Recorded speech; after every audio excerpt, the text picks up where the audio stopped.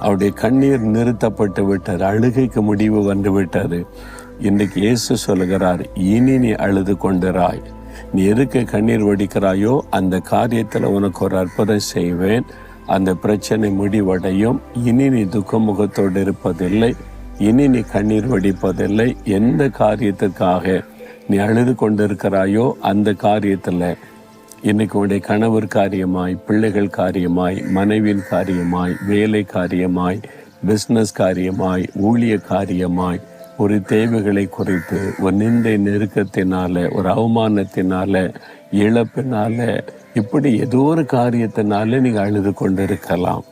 ஆண்டவர் இயேசு சொல்றார், மகளே, மகனே, இனி நீ அழுது கொண்டு இருக்க மாட்ட. அது எப்படி அழாமல் இருக்க முடியும்? நான் உனக்கு அற்புதம் செய்வேன்ல.